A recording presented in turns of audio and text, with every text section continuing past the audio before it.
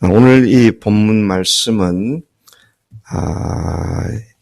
르호보암의 뒤를 이어서 남왕조 제5대 왕이 등극하는 장면을 보여주고 있습니다. 그런데 놀라운 것은 그의 통치 기간이 3년에 불과한 그런 모습을 보여줍니다. 그가 3년밖에 통치하지 못했지만 매우 놀랍고 흥미로운 것은 그가 북쪽 여로보암 왕과 전쟁을 벌였습니다.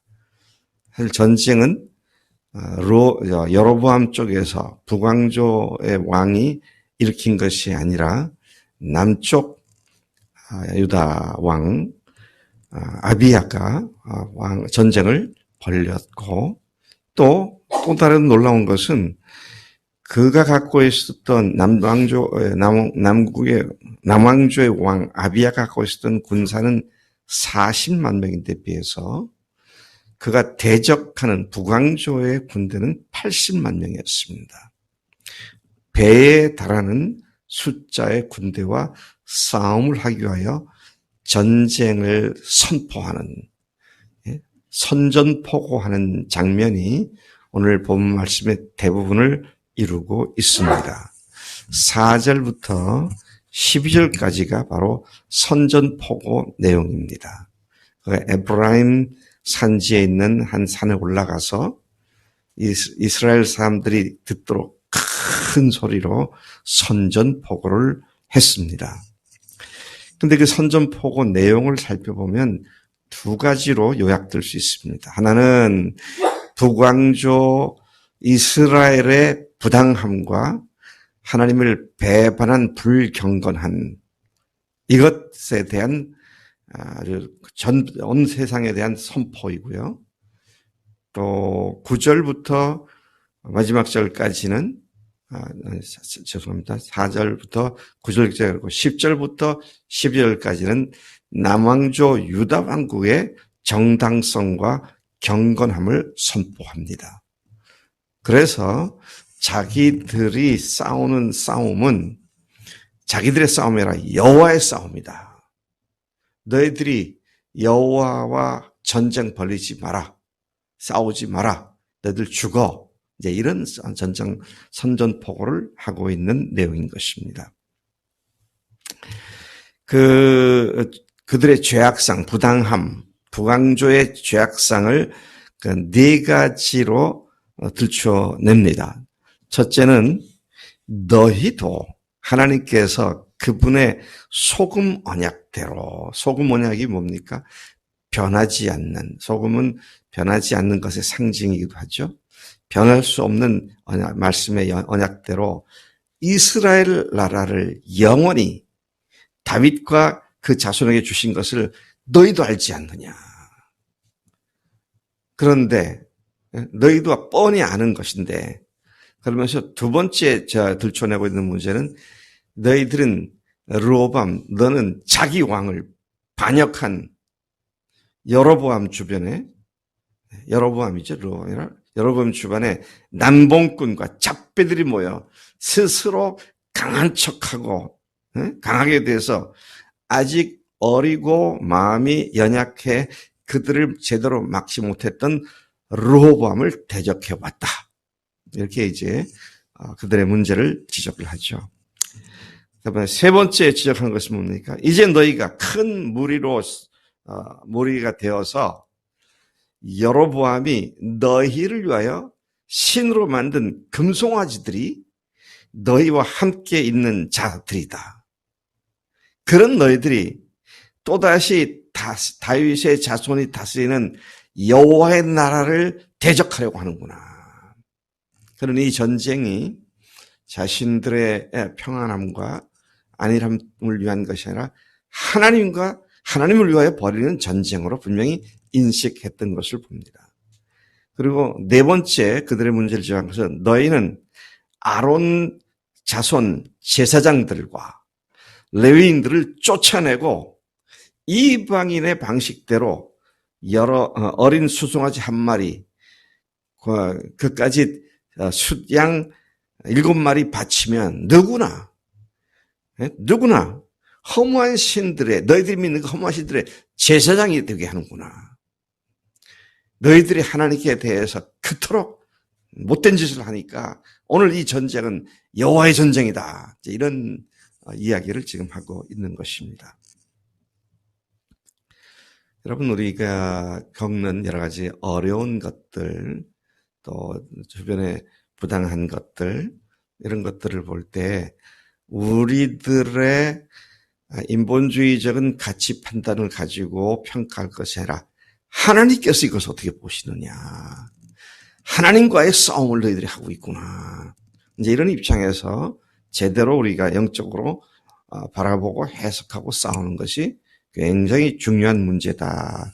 그렇게 이 말씀이 보여주고 있습니다. 아비야 왕은 이어서 남왕조 유다의 정통성과 경건함을 또한 선포하고 있습니다. 그가 이야기하고 있는 것은 크게 세 가지인데, 첫째, 우리는 우리 하나님을 배반하지 않았다. 너희는 하나님을 배반했지만 우리는 하나님을 배반하지 않고 하나님을 섬기는 아론 자손과 레위 사람들로 이루어진 제사를 항상 드리고 있다. 그래서 우리가 하나님 앞에 드리는 제사, 너희들하고는 달라. 하나님께서 말씀하신 대로 우리는 그대로 지금 하고 있어. 그렇게 말을 하고 있는 것이죠. 또 두 번째는 구체적으로 어떻게 하고 있는지를 얘기하고 있죠. 아침 저녁으로 매일 조석으로 여호와 앞에 번제를 드리고 분향하고 깨끗한 상에 진설병을 놓고 또 금 등잔대가 있어 그 등에 저녁마다 불을 켜니 우리는 우리 하나님 여호와의 계명을 지키나 너희는 그를 배반하였느니라. 이렇게 자신들의 정당성과 북왕조의 배반함, 하나님을 배반함을 드러내고 있습니다. 그리고 마지막 세 번째로 우리와 함께 하시는 하나님이 우리의 머리가 되신다. 우리의 총사령관이 되신다. 우리의 우두머리가 되신다. 또 그의 제사장들도 우리와 함께하여 전쟁의 나팔을 불며 너희를 공격하고 있는 거다. 그래서 이스라엘 자손들아, 북왕조 이스라엘 사람들아, 너희 조상들의 하나님 여호와와 싸우지 말라. 너희들은 지금 하나님과 싸우고 있다. 그러면서 너희가 결코 형통하지 못할 거다. 자, 이런 선전포고문을 선포한 것이죠. 참 놀라운 선전포고문입니다.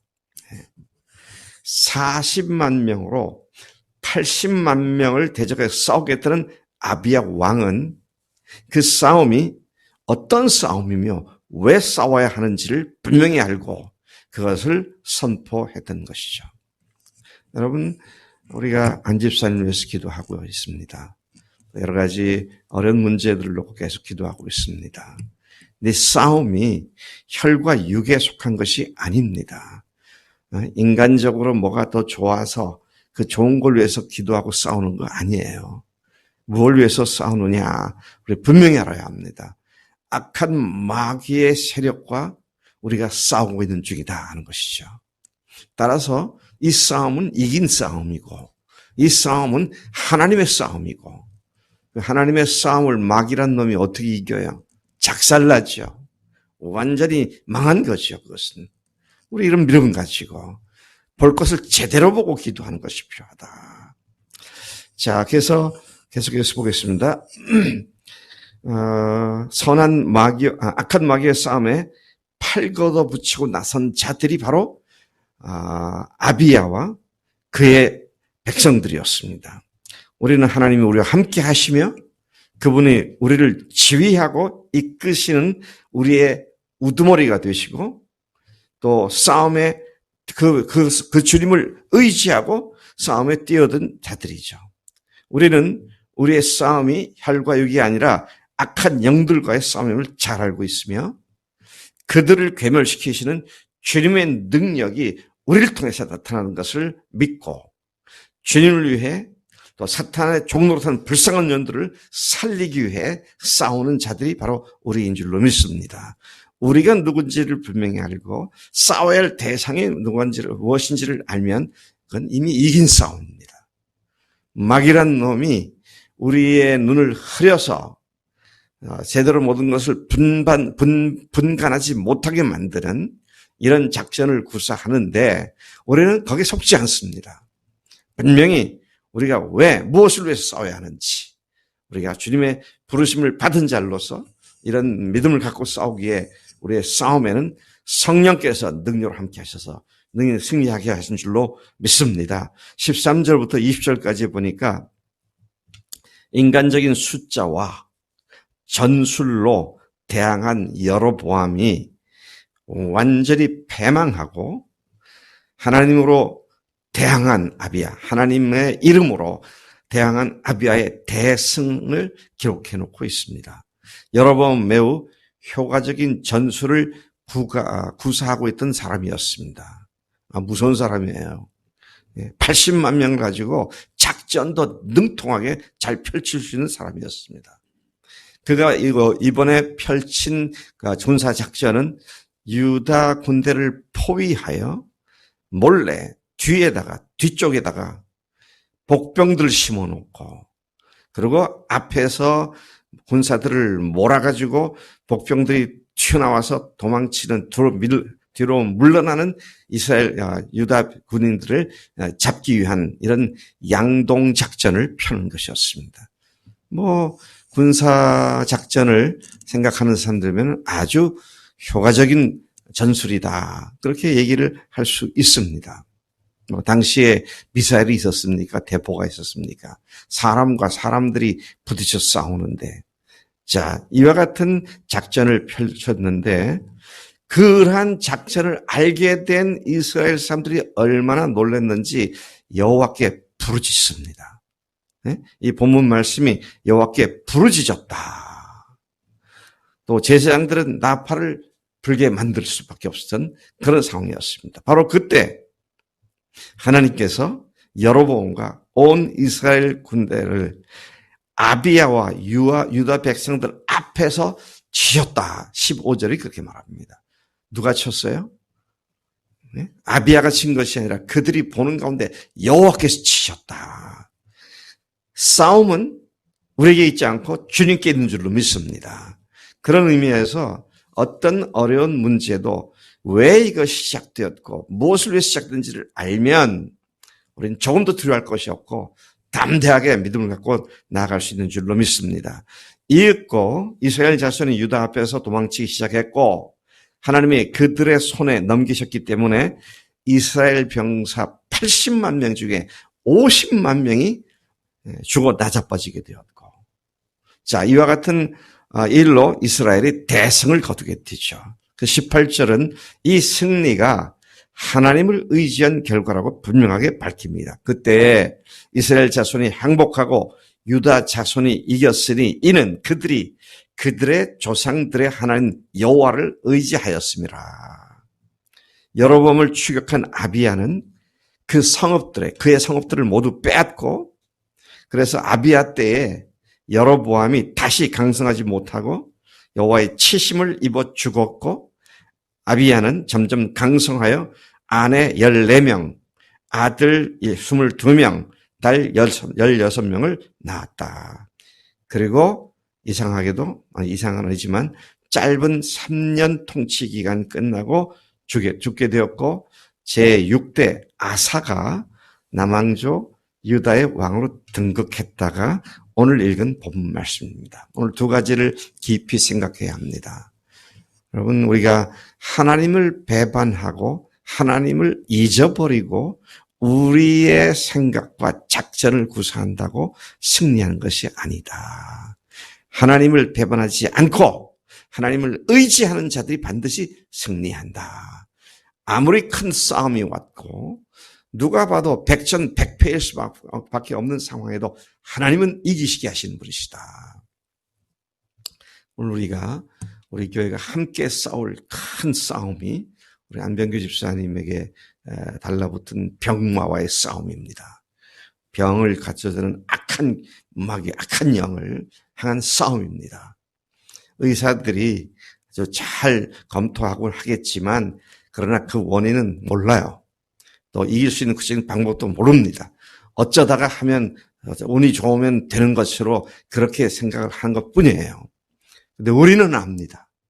하나님이 악한 세포 하나하나를 완전히 괴멸시키시는 주님의 능력인 줄로 믿습니다. 그래서 우리가 영적인 눈을 똑바로 뜨고 우리가 무엇과 지금 싸우는가, 누구와 싸우는가를 안다면 80만 명으로 40만 명에 깨지는 것처럼 악한 마귀가 깨져서 도망가고 패망하고 믿음의 기도를 하나님께서 승리케 하실 줄로 믿습니다. 또 놀라운 하나는 이러한 하나님의 이름으로 전쟁 벌린 그가 3년밖에 못 살았다. 통치 기간에 3년밖에 되지 않았다. 3년 후에 죽었다라고 얘기를 기록하고 있는지 모르지만 바로 뒤에 아들이 왕이 된 걸 보면 죽은 것 같아요. 자, 이게 왜 그런 줄 아세요? 그의 어머니에 대한 얘기가 특별하게 기록되고 있습니다. 그 무슨 얘기냐 하면 그 어머니들과 그 어머니가 우상 숭배자였고 이방인 출신이었습니다. 그러니까 역시 하나님의 믿음을 갖고 있는 그 속에 우상을 숭배하는 것이 그대로 함께 병존했기 때문이다. 이런 사실을 우리가 주목해 볼 필요가 있습니다. 순전하게 하나님을 의지하고 전폭적으로 주님을 의지하는 것이 아니면 하나님은 대외적으로는 하나님을 노골적으로 대적하는 자들을 그런 사람들을 통해서 괴멸시키지만 괴멸시킨 데 쓰임받은 그도 하나님께서는 반드시 치신다는 사실을 생각하게 됩니다. 그래서 우리가 주님을 믿되 그냥 참 좋으신 분, 내가 믿으면 뭘 잘해 주신 분 아니라 나의 하나님, 나의 주님, 나의 생명, 그분이 아니시면 난 한순간도 살 수 없는 그런 나의 절대자이신 하나님. 이게 전폭적으로 믿고 의지할 때 주님께서는 우리로 하여금 하나님의 사명자로서 길게 하나님의 사역을 감당하게 하신 줄로 믿습니다. 하나님 아버지 감사합니다. 오늘 이 아침에 아비야 왕 3년간의 짧은 통치였지만 그가 40만 명의 군대로 80만 명의 북왕조를 괴멸시켜 르호보암이 더 이상 쪽을 쓰지 못했던 그의 패전을 봅니다. 하나님, 우리가 싸우는 것이 혈과 육이 아니라 악한 영들에 대한 싸움인 줄로 압니다. 주님, 우리로 이 싸움을 담대하게 싸우게 하시고 또 뿐만 아니라 언제라고 전폭적으로 주님만 의지하고 믿고 순전한 믿음으로 날마다 주 앞에 나가도록 역사해 주시는 줄로 믿습니다. 아버지 하나님, 악한 마귀에 속지 않고 우리가 항상 주님만 의지하고 주님만 섬기는 믿음의 순전한 주의 백성 되도록 역사하시는 줄로 믿습니다. 그렇게 살겠습니다. 감사합니다. 예수님의 이름으로 기도로 싸움나이다. 아멘. 아멘.